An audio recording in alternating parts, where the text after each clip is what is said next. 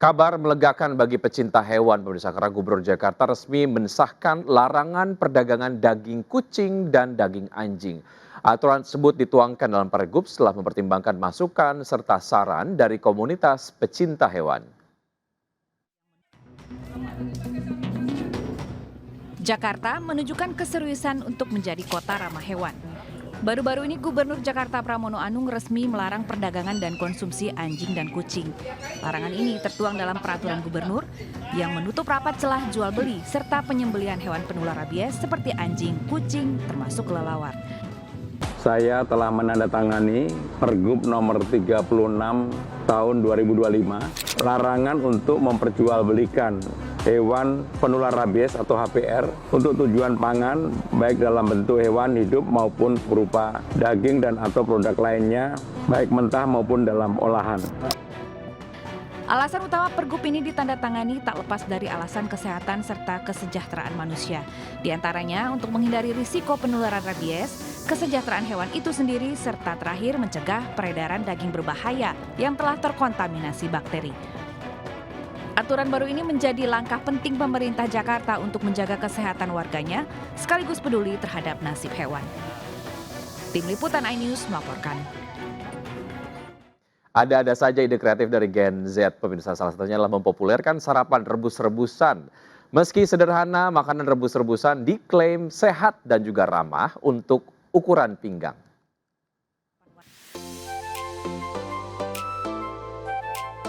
Tren sarapan rebus-rebusan diam-diam naik daun.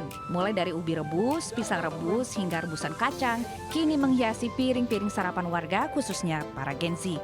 Di tengah kehidupan serba instan, makanan rebus kini menjadi pilihan. Meskipun sederhana, rebus-rebusan dinilai lebih sehat dibandingkan dengan gorengan. Selain rendah kalori, makanan direbus juga mudah dicerna, baik untuk pasien dengan gula darah, serta baik juga untuk menjaga lingkar pinggang. Sarapan dengan menu rebusan juga ditanggapi Menteri Kesehatan Budi Gunadi Sadikin. Melalui unggahan di media sosial, Menkes mengapresiasi gaya hidup yang dianggap lebih sehat ini.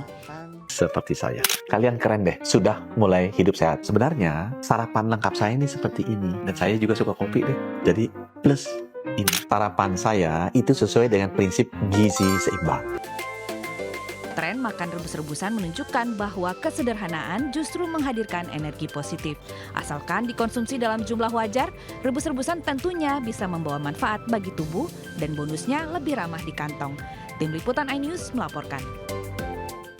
Netizen Indonesia memang luar biasa. Protes mereka ke Oxford University yang tidak menyebut peneliti Indonesia dalam penemuan bunga langka Rafflesia hasselti di Sumatera Barat berbuah manis, pemirsa. Oxford akhirnya mencantumkan nama peneliti Indonesia yang ikut terlibat dalam ekspedisi tersebut.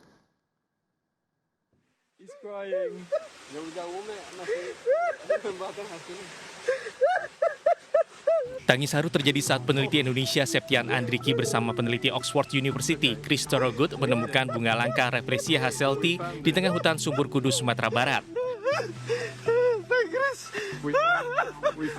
Septian, seorang pemerhati Rafflesia dari Bengkulu, terisak ketika menemukan jenis Rafflesia yang belum pernah ia lihat sebelumnya. Penantian Septian yang akrab disapa Deki selama 13 tahun akhirnya terbayar dengan melihat langsung Rafflesia hasselti. Momen haru ini dibagikan Tris Torogut yang juga ahli tumbuhan parasit di akun media sosial X pribadinya. Momen penemuan bunga langka ini juga diunggah akun media sosial Oxford University. Dalam narasinya, mereka hanya menuliskan nama Tris Torogut sebagai penemu bunga. Unggahan ini kemudian memicu reaksi keras dan mendapat kecaman dari netizen Indonesia lantaran nama peneliti Indonesia tidak ditulis dan diapresiasi. Protes keras juga datang dari mantan Gubernur Jakarta Anies Baswedan. Dalam komentarnya di unggahan tersebut, Anies menuliskan komentar tajam. Anies menggunakan istilah non-playable character atau NPC, istilah dalam dunia game yang merujuk pada karakter figuran yang tidak penting. Anies pun meminta kepada Oxford University untuk menyebutkan nama-nama peneliti Indonesia yang ikut dalam ekspedisi. Usai diserbu netizen Indonesia, Universitas Oxford kemudian mengunggah ulang video penemuan bunga berikut narasinya yang telah memasukkan nama peneliti Indonesia Septian Andriki sebagai penemu.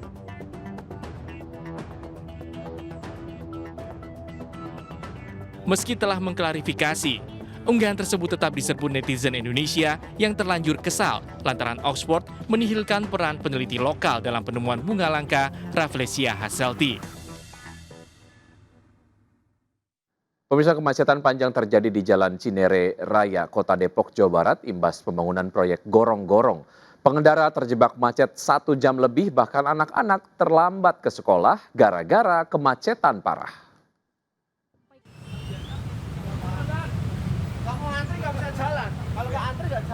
Bocah SD ini hanya bisa terdiam, bingung melihat kemacetan parah di depannya.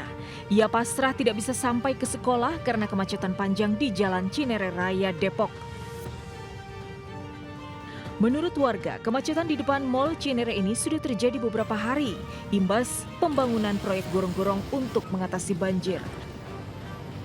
Bahkan sistem kontraflow yang diterapkan malah memperparah kemacetan hingga 2 km di kedua arah, yaitu dari arah Depok menuju Jakarta maupun arah sebaliknya. Padahal kontraflow ini rencananya diberlakukan hingga 23 Desember mendatang. Dari pagi sama jam pulang kerja, berangkat kerja sama pulang kerja. Dari kapan sih Bang? Itu dari tanggal 17.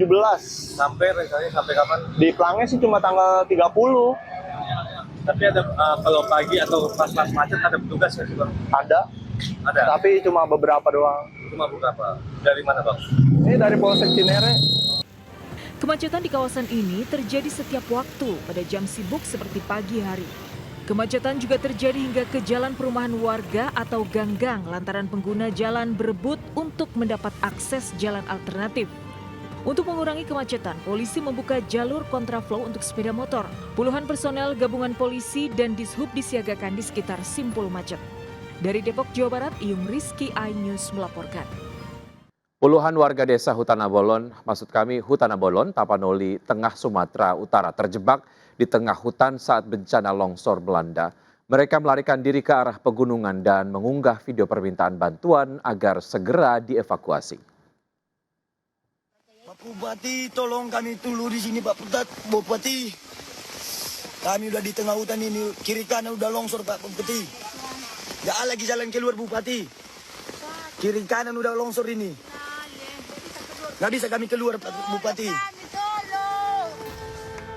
Puluhan warga desa Hutanabolon, Tapanuli, Tengah Sumatera Utara terjebak di tengah hutan saat mereka berupaya menyelamatkan diri dari bencana longsor. Salah seorang warga kemudian merekam kondisi mereka di dalam hutan dan mengunggah video itu ke akun media sosial. Dalam video yang meminta agar bupati setempat segera membantu evakuasi warga yang saat ini terjebak. Pihak redaksi telah menghubungi Bupati Tapanuli Tengah, namun hingga kini belum ada jawaban dari pihak terkait. Kak, nahanin kereta kita, Kak. Tengoklah ini, Kak. Sebelumnya banjir bandang melanda sejumlah wilayah di Kecamatan Batang Toru, Kabupaten Tapanuli Selatan, Sumatera Utara.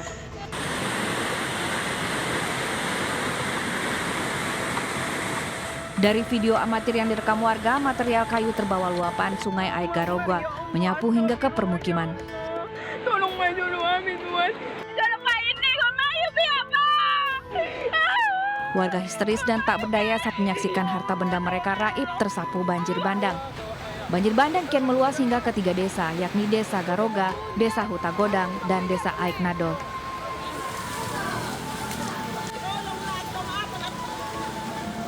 Warga berbondong-bondong mengungsi menghindari terjangan banjir. Kami telah menghimbau tadi mengevakuasi dan beberapa masyarakat sudah kami mengungsikan. Inilah komandan keadaan sungainya. Kredit. Akibat peristiwa ini 10 orang dinyatakan meninggal, sementara puluhan lain mengalami luka. Tim Liputan iNews melaporkan. Saatnya NZ tentukan arah. Siap bersuara? Dialog inspiratif bersama narasumber terkemuka. Audisi calon jurnalis muda iNews. Live stage performance musisi tanah air. Dimeriahkan oleh, dipandu oleh. Jangan lewatkan iNews Media Group Campus Connect, Connecting Ideas, Inspiring Future.